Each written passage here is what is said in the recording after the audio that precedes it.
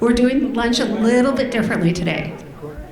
You know, you have to do things differently in this pay it forward thing. I think every session we do something a little differently. So if everybody could grab a seat, and then we're going to do an introduction so that I can tell all the new students and community members what you signed up for today and then I'll let you go get your lunches, and we can start with the first half of our program. So I told Xiamy, our speaker today, that I would try some French, even though I studied it for years. I know we have people from a French class here today, so nobody say anything about my bonjour, mes amis. Bienvenue, Pay It Forward of Fresno State. Thank you for joining us today at Pay It Forward, a luncheon series that started 10 years ago. As a means of bringing people together from the community. It's expanded from Fresno to Fresno County. We have people that drive in from various regional cities around the area. And its main purpose is to provide an opportunity for the Fresno State students to have an opportunity to interact and have meaningful conversations at their table, just like you are doing before I so rudely interrupted you. And we'll get back to that in a few seconds. But the hope was that we wanted to bring students and community members together so that they could have conversation. And I wanted it to be all students at Fresno State. It's an interdisciplinary program, something I'm very fond of, because I don't think we ever work in silos. We work with others from different areas and different walks of life and different creative pursuits, and it's important that we learn at this age to figure out how we can talk together. And so that's why when you came in, we grabbed you and took you to a table, hopefully mingling community members with students. We've been doing this program, as I mentioned, for nearly 10 years. 10 years will be our milestone this fall. In that time, thanks to the community members that are here, we've impacted over 1,000 students. I don't have the exact count. I stopped at 1,000. I thought that was a good benchmark. But I know because we are constantly having students come in and out because of classes, because of graduation, and many of them are here today as community professionals. So they started as a student and now they're community. But it's because of the community members that this program works. And so I really appreciate all of you coming today. I also want to take a moment to say thank you to the Johansson Faculty Fellows. These fellows are in a program that is sponsored by Larry and Patty Johansson. They're faculty students from all over the campus, and they infuse the entrepreneurial mindset and entrepreneurial skill set into their curriculum. So we have, I'm not sure they're all here yet, because I think some of them had classes and then they were going to run here. But is Dave Guru here yet? If Dave's not here yet, but Dave and Florence are both from the Jordan School of Agriculture, and they're fellows. We have Leo Wynn. Leo's here. Leo, just wave. Oh, there you are back there. Leo is in the Laos School of Engineering. Lynn Forsyth is here. She's up here in front. Lynn is in the Craig School of Business and focuses on business law. Christy's son is not here yet either, I don't think. And she is with the viticultural program here at Fresno State. Monique Bell is on her way, and she is a marketing guru, for those of you who are here because she gently asked her students to come. Monique is in the Craig School of Business and teaches entrepreneurship and marketing. And we have Akil Kanoda, who is back there at the table, that we have information about the Johansson Fellows, and he teaches entrepreneurship. And he's also the ringleader of the Johansson Fellows on campus. So why I really appreciate them is that they gently ask their students, sometimes more gently, sometimes a little harder, sometimes with offering extra credit, to come to this luncheon 3 times a semester. We know it has value, and if I can get the students to come once, it's my hope that they will come again, and I see a lot of repeat attendees today. So thank you to the Johansson Fellows for encouraging your students to come. I also have 3 shout outs for 3 other professors, Professor Tenoyan, Professor Hashimi from the Arts and Humanities, and Jorge Cruz, who have constantly encouraged all of their students to come to these luncheons. And it's because of them and word of mouth only that we're able to get such a diverse and interesting group of students here each and every time. The goal is always to have approximately the same number of community members as students so we can have this mixing going on at the table. Of course, I have to thank you, shout out to the Laos Center for Innovation and Entrepreneurship, who with them in Fresno State put on this program. It was an idea that I born 10 years ago and really felt like I was giving birth. Never thought that it would be continuing for 10 years, but it did. And it's because of the Laos Center of Innovation and Entrepreneurship that really makes this thing happen, because it takes a lot of oversight, and they really are the heart of the program. I have a couple of tables back here over to the right-hand side. Those tables are, as I mentioned, Johansson Faculty Fellows. And then we have FLIP, the Fresno Young Leaders. No, the Fresno Leading Young Professionals, which is a really important group for you guys to know about, you students, because as you graduate, it's a nice bridge to your professional life after graduation. And this is an organization that you can join of like-minded young professionals, and it's a really great place. And if you want information about that, please stop by that booth. Next to them is the Career Center, I think, yes. How many students have gone to the Career Center? Oh, please. Oh, no, we need more hands going up. If you haven't, it's not too late. They offer so much assistance to Fresno State students, and it's free. What are you waiting for? If you need any guidance, students, if you need any assistance, they're the place to go. Ooh, can I ask you to put this up on me? That would be very helpful, thanks. Also, they house the clothing closet. And today, I don't see our members from the Fresno County Office, well, I do see one, the Fresno County Office of Education, but they were a big donator today of clothes for the clothing closet. And we encourage all of our community members to bring gently used clothing to our events. We've been doing this since year 1. We try to make sure that clothing closet is full all the time so our students can go in there prior to an interview, prior to a big presentation, prior to their first day at work, and they can get clothes and put together a nice outfit, both men and women, free of charge, and you can go twice. So please, community members, continue to support that. And students, don't forget that that's in career services, and maybe you'll find some other information there as you're looking for clothes. So then next to them, is that the Entrepreneurship Club booth? Zeph, do you want to raise your hand? Members of the Entrepreneurship Club, raise your hand. Is it just you today, Zeph? Oh, they all have class. I guess that's a really good excuse. That's why we do it on 3 different days. We try to hit them all differently during the semester so that students can attend. The Entrepreneur Club is open to all students. It's not just a business club. Entrepreneurship can be applied to all disciplines. And just like I mentioned with the Johansson Fellows, every student in here can learn the entrepreneurial mindset and skill set. This club is a great way to do that, and it's made up of students from all over the university. So students, if you're interested, go see Zeph and whoever else is here after class at the booth over there. And today we have a member of our hatchery, which is located in the Laos Center for Innovation and Entrepreneurship. Just like a hatchery says it is, it's a place where these young entrepreneurs can give birth or can give some substance to their ideas, and they can start working in a professional environment. In an office, they have to be accepted to the program. I think Nelson is here still.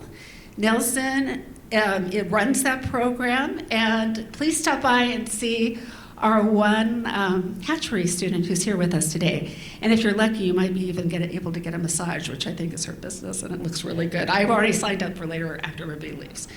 Anyway, so what I want to do now is if you all could bear with me one more second.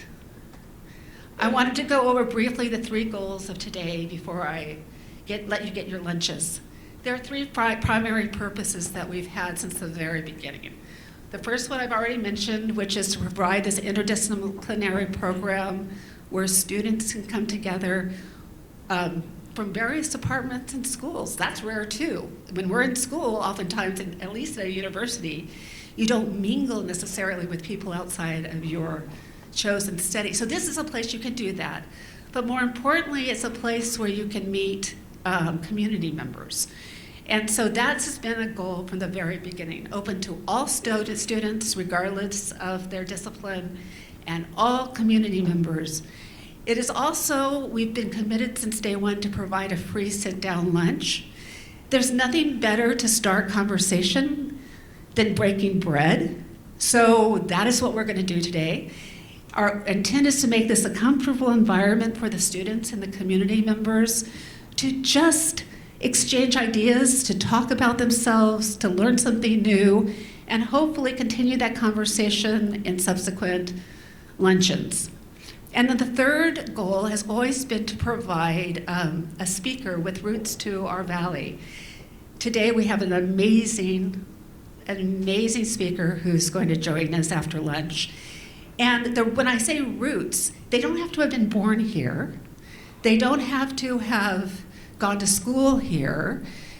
They are just here now. And there's a reason for them being here now. Or perhaps they've moved away and gone to do something else, but they want to come back and pay it forward to the students at Fresno State. So there's roots involved with this program. It's very loose, but they have to have a love for our community and really a desire to want to give back and pay it forward to our students. So those are the 3 goals. Sometimes we do things a little differently, like right now, usually you get your lunch before we have an introduction. Today we're going to do it now. So I will go ahead and excuse each of the tables. They can go whenever they want to. Grab your lunch. There's both vegetarian and protein lunches. And get something to drink. Come back to your table. Start up that conversation. We'll give you about 15 minutes. And if you're having a hard time getting that conversation going, I have a question that you can think about if you need any help. But actually, before I came up here, you guys were doing fine without any help, so I don't think you're going to need it. But if you do, the question is, what excuse have you made in the past week that prevented you from doing something that was critical or important to you? And I think this applies to everybody at the table, both students and community members. So if you need to get your juices flowing, maybe that's a good question to start with. Otherwise, get your lunch, get something to drink, and I'll be back in about 15 minutes. Define our destiny. Our speaker's journey began as a Hmong refugee facing adversity that most of us cannot even imagine. But then rather than allowing those obstacles to become roadblocks, she turned every challenge into a stepping stone. Xiamy Ly-Yang and her family, like thousands of Hmong people, were displaced from their homes in Laos during Vietnam War.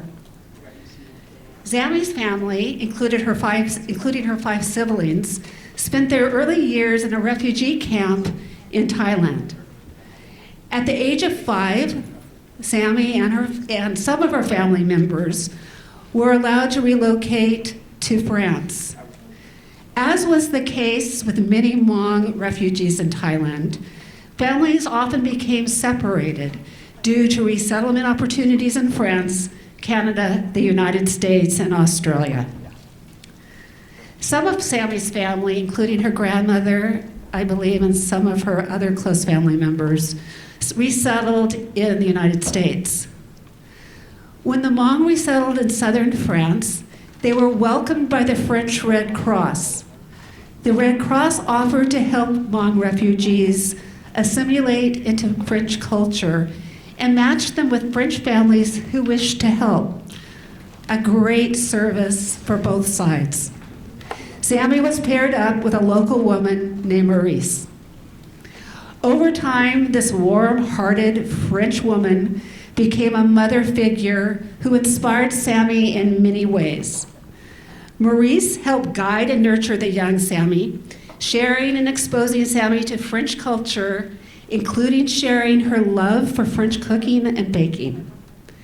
However, most importantly, this loving French woman instilled a deep sense of empathy and unconditional love, a foundation that has helped Xiamy navigate her personal and professional journey. Personal journeys, I know that I've talked about that a lot in these Pay It Forward sessions, are rarely straight paths. They're full of unexpected twists, challenges, and growth. Every experience, whether good or bad, shapes who we become. Sometimes setbacks tend to be new opportunities, and detours take us to places we never expected, but were meant to be. Although adjusting and thriving in France, Xiamy always dreamed of going to the United States. She taught herself English at the age of 12, and at the age of 18, had made the decision, with the blessing of her father, which is really important in Hmong culture, to relocate to the United States, to reunite with her grandmother and other family members, and to pursue education and to become a social worker. She landed in California, obtained her undergraduate and graduate degrees, and began a career lasting over 9 years as a domestic violence counselor with the Sacramento Community Clinic, specializing in helping Hmong clients. Although her career was fulfilling and she was making a huge impact on those that she served, she felt a strong pull towards something else. Xiamy found herself at another crossroads. Her parents had settled in Fresno, and she wanted to be closer. She also decided to refocus her career on helping people with disabilities, particularly by learning to care for disabled adults. In 2005, she opened Rivendell Community Center, a care facility here in Fresno. Rivendell provides professional care, socialization, and enrichment opportunities for older adults with disabilities. One of the challenges that Xiamy quickly discovered was that the people she was serving wanted and were eager to work. Her innovative solution, because gosh, by now, hopefully with the brief comments I've made, you realize she is an innovative individual, was opening up Chez Maryse, a French cafe and bistro founded in honor of the woman who cared for her like a mother during the years in France. A cafe that is staffed with members of the Rivendell Community Care Facility. Chez Maryse captures the essence of French culture and the spirit of both Maryse, the cafe's namesake, and its owner, Xiamy Ly-Yang. Through perseverance, hard work, and an unshakable, no-excuse mindset, Xiamy has not only built a life of success, but has also inspired countless others to rise above those challenges. Her story is one of strength, determination, and the power of taking full responsibility for one's future, no matter what the odds are. Today, she is here to share her thoughts, her insights, challenge us to push past limitations, and to remind us that success belongs to those who refuse to make excuses. Please join me in welcoming Xiamy Ly-Yang.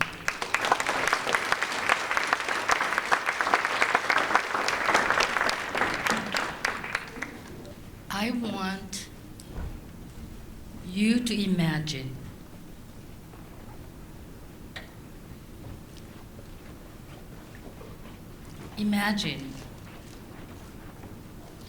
you are 20 years old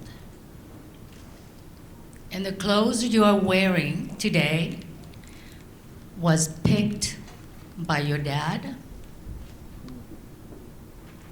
Your lunch was packed by your mom. And imagine that it takes you 5 hours to do your homework every day.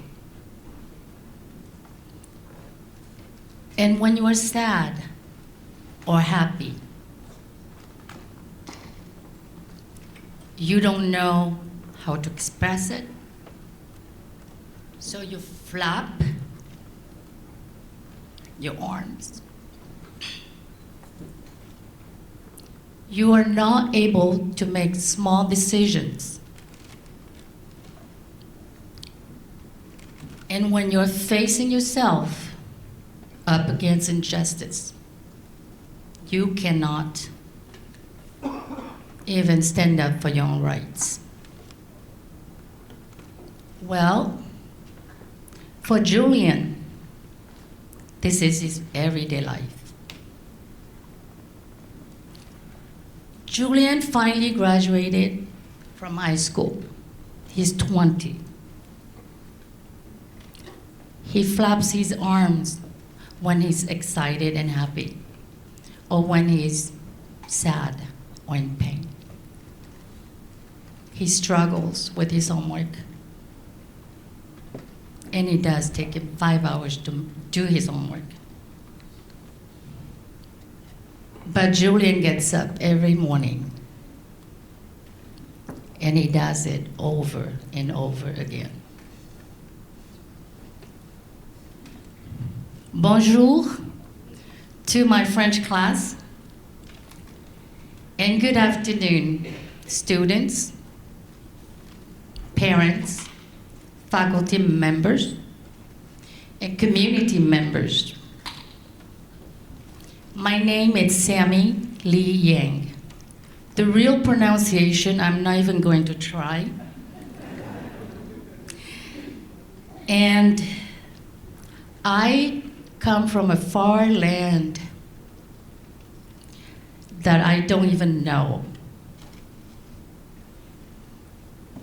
My journey is full of colorful memories with a mixture of unconditional love, strength, self-discovery, grief and loss, and belongings. I was born in Laos during the Vietnam War, but I was raised in France. As a young refugee, growing up in the beautiful France, my memories were made of a series of discoveries of the world I live in. I actually grew up with 6 siblings. Mindy.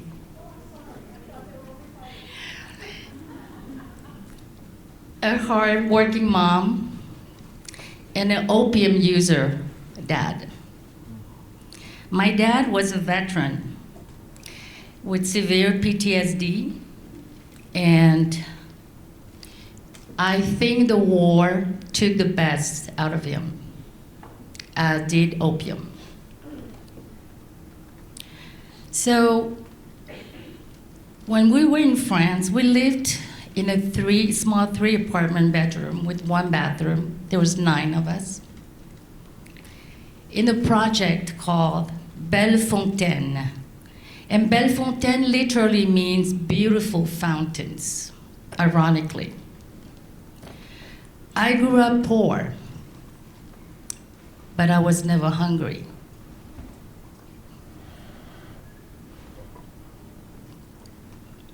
My mom worked 2 jobs, and she made sure we had food. I grew up wearing secondhand clothes, but I was never cold.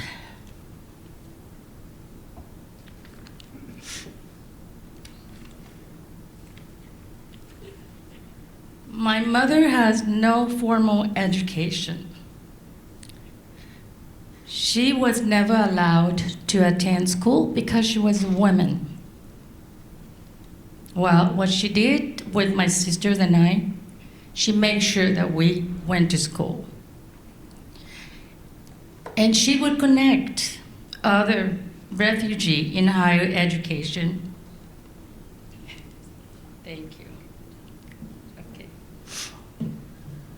To come and talk to us about the importance of education. She will connect with churches and different agencies in the communities, looking for tutors for her children.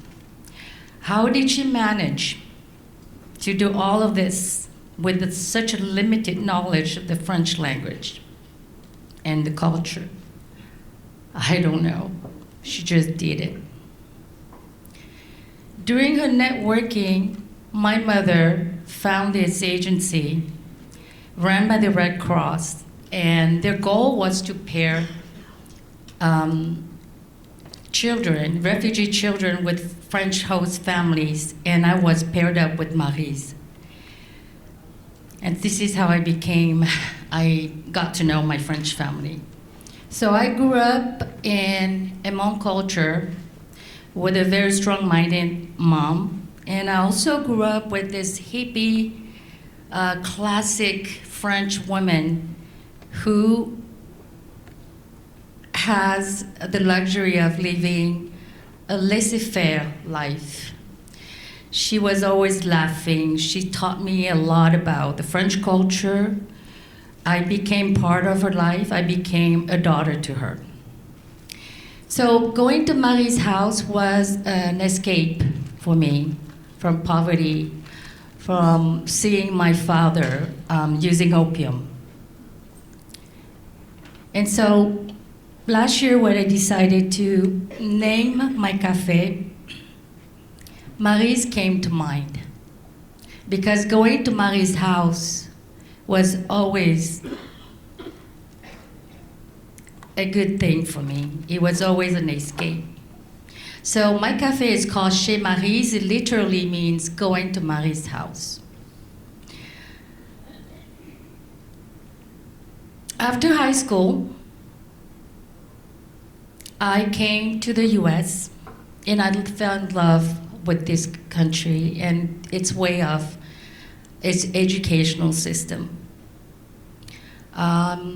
I went to college. I started at Fresno City College, and I remember I could speak a lot of English, so I had to go to ESL classes in order to graduate to the next level, the regular English, so I could fulfill all my GE. And I did this in 2 years. While I was attending college, I worked in the fields, picking seasonal fruits. But most importantly, I was doing a lot of volunteer work. And I was always busy. I would volunteer work with battered sheltered women, probation, juvenile hall. I would go and work for the children's system of care, mental health, and as well as the adult. I will also volunteer with CPS, APS, and the autism centers. And all of these experiences, now I reflect back on, they have led me to what I'm doing today.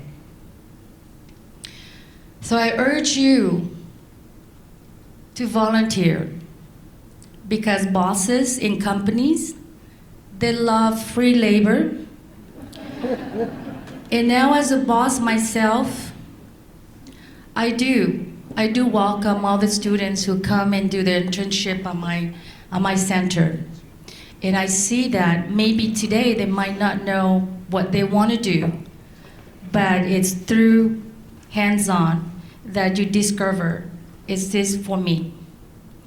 Do I want to do this? I was in mental health for many, many years, and I didn't like it. I was working with the autistic adults, and that's where I found my passion. So in 2005, my nephew was born, diagnosed with autism. We did not know what to do with this kid who cried all the time. But I could see the struggle in my brother and my sister-in-law caring for a child who doesn't know how to say, "Mom, I'm hurting," but he cries, throws himself on the floor, hits his forehead, or bump his head against the wall. So I did a lot of research, and in 2005, I started my center. My agency provides and have been providing the services that a lot of us are taking for granted, such as hygiene. How do you brush your teeth in the morning? How do you have to wash your hands before lunch and after lunch? Socialization skills. Some of them, or many of them, do not have socialization skills. Like Julian will never be able to go to a group and say, "Hi, my name is Julian." And the goal of my agency has been supporting and being a support to clients like Julian so they can stay in the community with mom, dad, or caregiver. Then, as Mindy stated before, with all those years of providing services to this special population, I came to realize that many of them are facing the greatest challenge, which is inclusiveness. They want to work. They want to be part of the working people. They want to do something with their lives. They want to learn how to save their money. And that's also what we do at the center. We provide money management. We teach them, and then we take them into the community, and we make sure that they spend their money correctly, they get the changes correctly. Many of them do not know the value of a $1 bill or 50 cents. So it is my staff's responsibility and my responsibility to teach them. And it's a daily thing because the next day they will forget. So for 20 years, we teach the same thing.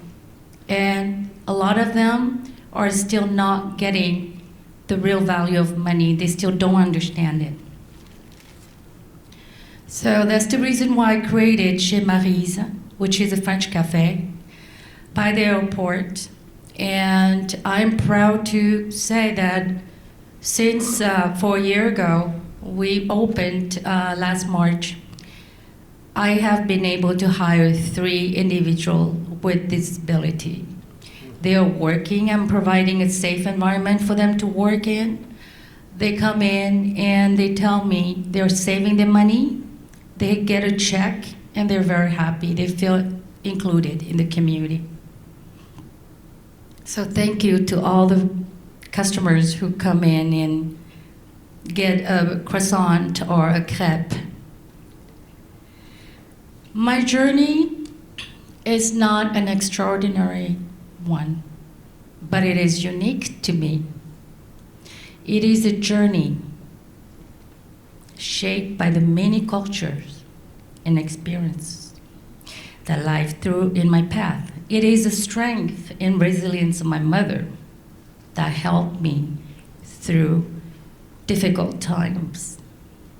It is the unconditional love of Maryse that helped me understand empathy and compassion for my fellow human brothers and sisters.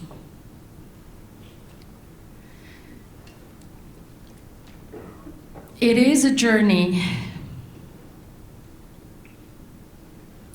shaped by the many culture, communities, experiences that I encounter along the path. It is the strength and resilience of my neighbors, of people who are like me. It is a connection, it is the unconditional love of the pastors, of my neighbors, of my teachers, professors, of the whole communities that has shaped me to be the woman that I am today. So for all of you youngsters who are still in college attending Fresno State, like my son here, many of you will choose to move on to getting a master's or a PhD. Many of you will stop at your BA and start working in the field of your choice, you will secure a job. For Julian, he will attend a program like mine, a facility like mine. And he will continue to get the support of the community, of the people who are helping him every day. And maybe one day, he will come and work with me at the cafe. Not for me, but with me. Each one of us has a story to tell.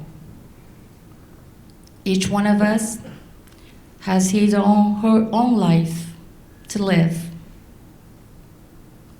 So let's get up every day. If Julian can, so can we. Because there's no room for excuses in my world.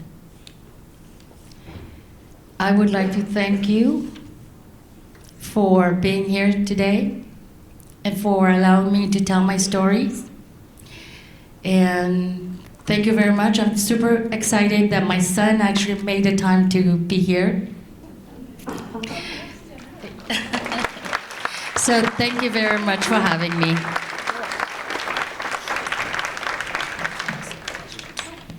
Okay, as usual, we have time for questions, and I will go ahead. We have a mic up here. It's hard to hear in this room, so I'm going to ask that you ask your question up here. So who would like to start? Come on, you guys. Okay.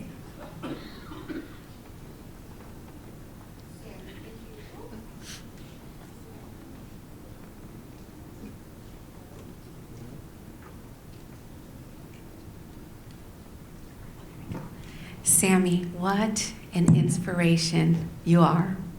I have a question for you, and my question is, oftentimes when we are in pressing times of our character, right, we are faced with trials and troubles, and oftentimes that reflects in our lives as crossroads.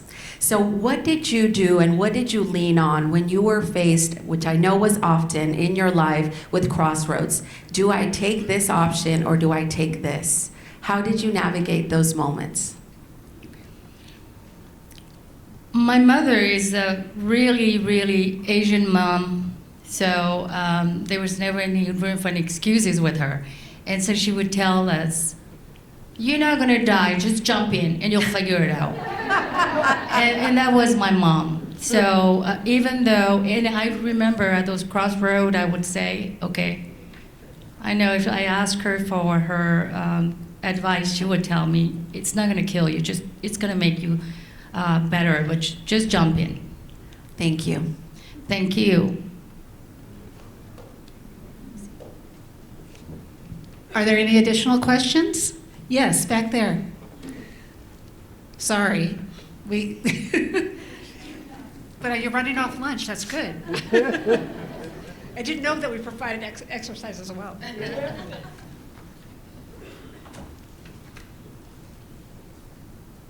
Xiamy, I've been to your cafe several times, and I love it. I take all my friends. So can you share what your plans are with the cafe, though? It seems like you've got some changes coming up. Thank you. So for the last year, the community has been super, super nice and coming out to help us. So a lot of comments that we're getting from the community is it's too small. So we are expanding, and by expanding, it will make more sense because it will allow me to create more shifts and hire more of my clients to come and work. So that's an end goal. Can you tell me your favorite dish at the cafe? I'm actually very simple. I like the crepe the way Maryse used to make them, which is buttery with a little bit of powdered sugar on top. So I grew up with crepe. And other, such as the foie gras, but we don't have the foie gras in California, so. Uh, it's a liver from the geese, and the reason why it's banned is because of cruelty to the geese. You hold it by the neck and you shove. Yeah, so I feel guilty. Are there any other questions? Yes, here we go. Thank you for your inspiration. I volunteer a lot after my retirement, and sometimes I get weary, and I teach a class at the Clovis Senior Center, and I try to get them involved too. But some of them say, "Oh, I'm just tired or old," but what is your incentive for volunteering? I try to tell them that it really is rewarding and it gives you purpose after your work years. So what would you say to them? For the volunteers, so a lot of students come volunteer because they need the hours and to pass the classes. So it has this incentive. But volunteers who comes to my space because of the cafe, they get free food as well. So that's another incentive. But just the experience itself, I was sharing with one of the students. As agency, as bosses, we do love to have volunteers. Like at my home, my care home, I have a care home as well. I do get some people, they come in with their dogs just so that the elderly folks can pat the pet. I also get musicians who come in, and it is rewarding to them as well. So there's a lot of, it works both ways, but usually they come in because I do sign a piece of paper and they do pass their classes. But for elderlies who actually come in to the facility, when my clients see them, it's like, wow. And you can make my clients do all kind of jumping jack. And it's they feel loved. They feel like the community is seeing them. They are no longer invisible. So that's also itself, it's an incentive. Yep. I've never been to your cafe, but what do you serve there and what are your hours? So and how do they reach you for volunteering? Yes. Okay. Thank you. So it's Monday through Sunday. It's from 7 a.m. to 4 p.m. On Sunday, it's 7 to 2 o'clock. Although we're working on a dining menu, and we're hoping to open later with just authentic southern French food, because that's where I'm from, the south of France. So we are on Facebook, Instagram. Chez Maryse is CHEZ and MARYSE. Yes, and we have Facebook, we have Instagram. Just Google us. Yes. Thank you. Bonjour. Bonjour, merci beaucoup pour cette présentation. I would like to talk on behalf of my students who are working really hard to learn French here at Fresno State. Some of them majoring, some of them minoring in French. A lot of them will be staying in the Central Valley, like you and I are here. And I was wondering if you could share how your Francophone background, and I know you speak many other languages, but how your French-speaking background helped you as an entrepreneur here in the Central Valley. Not many people speak French, so merci beaucoup pour parler français. Avec plaisir, avec grand plaisir. So we are in the space where not many people speak French, so I don't get to use my French a lot, but any language that you can speak, in my situation, I do speak 4 languages, and it allows me to navigate. I can speak to Martha. She can tell me something in Spanish, I understand. I can speak with my clients who are from Hispanic background. I can speak to families that I serve at my center who are Hmong speaking only. And so being bilingual is 2 languages. So 4 language will be what? Being multilingual, it's also an extra plus because every year I try to take my children back to France, and when I'm back in France, I could just go back into being me as the French Xiamy and talking to all the villagers, talking to my mom, Maryse, and she still understands me. I'm trying to teach my children how to speak French as well. So whether you speak one language in addition to English, or 4 languages like myself, I think it's a plus. And I'm available at the cafe every day. If your student wants to come just to practice, welcome. Thank you.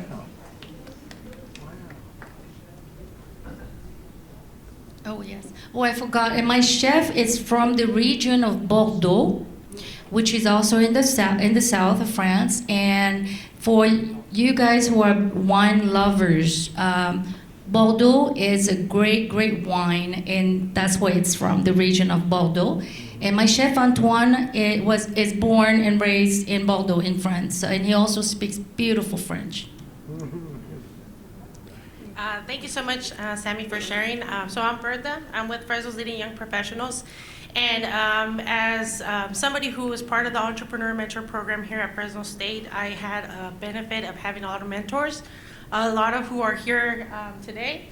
And my question for you is, during your journey and your growth, I know that you maybe didn't have a lot of access to some mentorship, but for where you are now, I'm curious to know, did you have any mentors lead you and guide you towards your progress to where you are now? I like that question.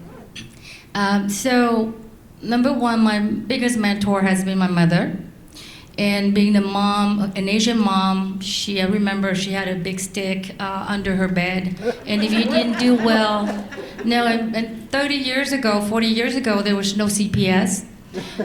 So she was one of my biggest mentors. And she would show, and if she doesn't know, she would find someone who has the answer in her really limited, broken French. And then later on, it does really take the whole village to raise me. It took the whole village of Villefranche-de-Lauragais, south of France, to raise me. All the villagers knew me because I was the only one with black hair in the village. And the neighbors, the postman. So it does take the whole village to raise me to be who I am today. And connecting, my mother has did this awesome way of connecting with other people. And she would go and she would pay students, Hmong students in higher education, to their tickets, and she will feed them just so that they could come and help us when we were needing an advice, and that she didn't have the ability to, or the capacity to do so. But always remember where you come from. Always remember there's always someone helping, ready to help you. Just ask for help. If we don't know the answer, that's what a lot of my mentors said. If I don't know the answer, I promise you, I probably know somebody who has the answer. And that's how you stay connected with the community. So I'm always in love with the community, my community that I grew up with, that I am going to get old with, and I love the American spirit. My kids will testify to that. I took them back to Europe about a few years ago, and they were so much missing the American spirit, because we had a flat tire and nobody came to our rescue, and because everybody was scared of everybody, and my kids experienced that. And we had a flat tire in America, in Elk Grove, not too long after that. It took less than 10 minutes. And big dude come out of the car and start saying, hey, little lady, move aside, and they will help. And so that's the difference between the American spirit and the European spirit. Yeah, thank you.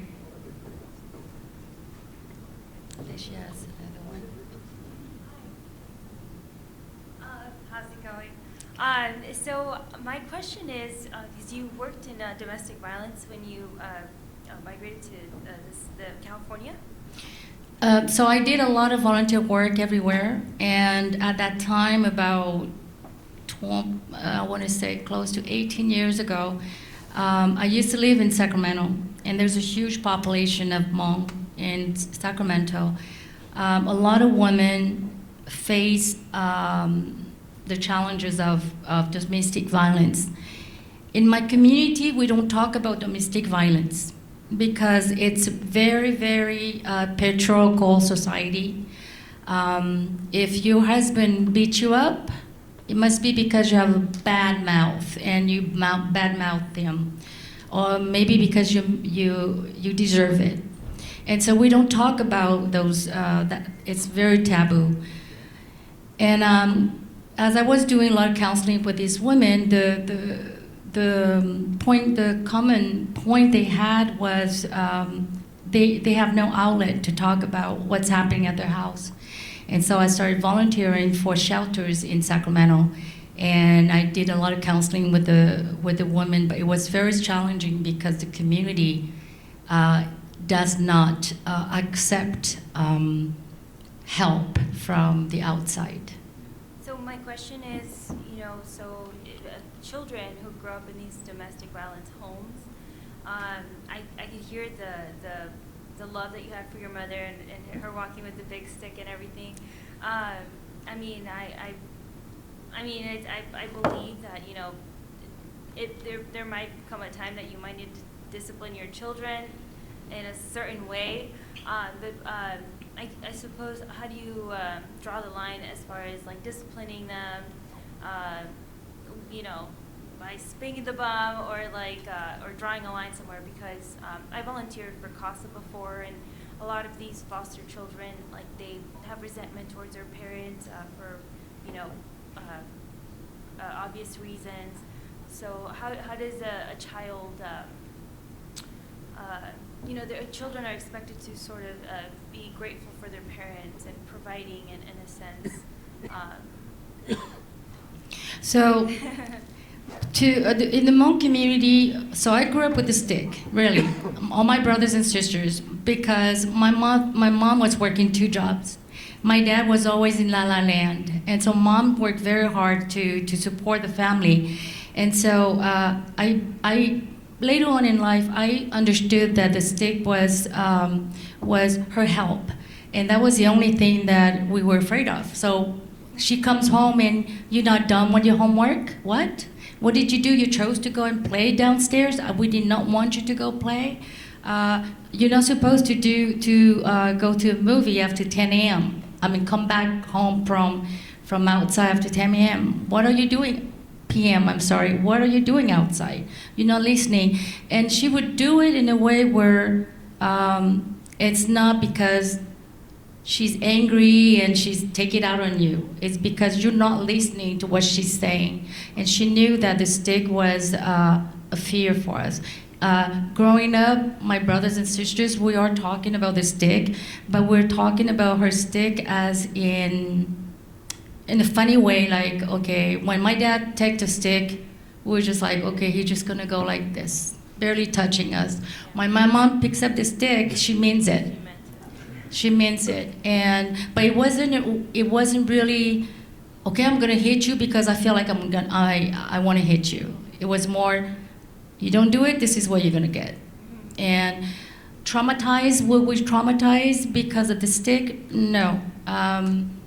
But because I also have a background in CPS, what I've seen in CPS, that's abuse. That's really abuse, to a point where we have to intervene. I've seen children pulling their hair because they were so traumatized. I've seen a lot of sexual molestation. I've seen everything in that field in CPS. And honestly, to reflect back on my mom's stick, it's really, really nothing. So I do have a master's in social work, and I work as a social worker for CPS as well. It was very inspiring to hear your story and to learn about your business and the purpose behind your business. Thank you. Thank you very much. Bonjour. Bonjour. J'adorais votre présentation, c'était inspirant. Pouvez-vous nous dire s'il y a des exigences pour volontaire avec vous? I've been looking into volunteering, and after hearing your story, it's really caught my attention. I'm intrigued, and I want to know if there's any requirements to have to volunteer with you, and like what we would have to do. Just show up. Really, just show up. And just tell me what is it that you want to go. Where is it that you want to do? And I promise you I'll work with you. Just show up. Merci. Merci beaucoup. Votre français il est très bon, hein? Merci.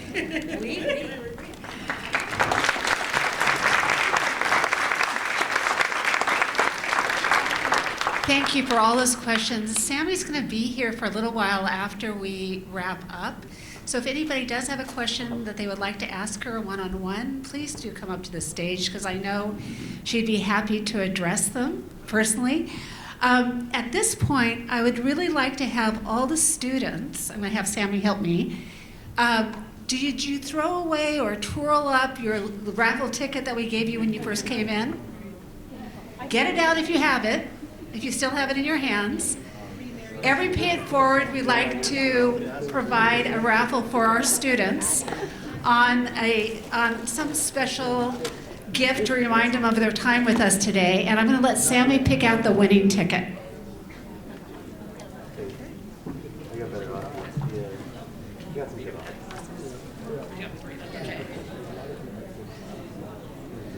Okay, it's 058509. Are you still here? Okay, one more time. Oh, we are here. Oh, okay, you're going to have to pick again. Okay. 058485. Oh dear. Okay, let's go again. 058713. Yay!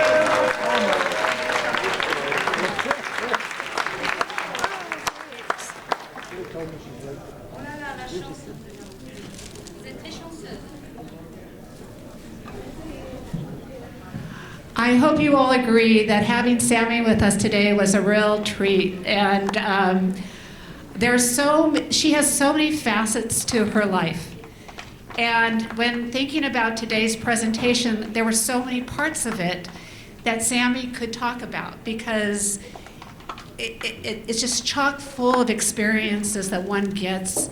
And as Sammy said, we all have our personal journeys, and she's had a journey full of lots of interesting twists and turns that have allowed her to be here with us today, making such a huge impact on our community. We're thrilled. If you haven't been to Chez Maryse, I ask that you go by someday and have a cup of coffee at least. I had the pleasure of coming to Chez Maryse about 8 months, I'm not sure when Maryse was here. Last November. And I walked in, as I always do. I knew what I was going to get. Oops, I'm sorry. That's rare. And there was this lovely woman that I had seen a picture of. When I first met her, Sammy, she showed me a picture of Maryse. I said, oh my gosh, this is Maryse. And so she was out talking to all the customers. They were trying new recipes. I think I ate 3 meals in a 2-hour time frame because I couldn't say no to Maryse or Sammy because it was so delicious, and you just can't say no to this woman. So please do stop by. It's a gift to our community, not only Chez Maryse, but more importantly, all the work she does for our disabled adults who are being put to work and are enjoying life, a lot because of what this lady is doing for us in our community. So Xiamy, thank you for being here with us. We love that you shared your story.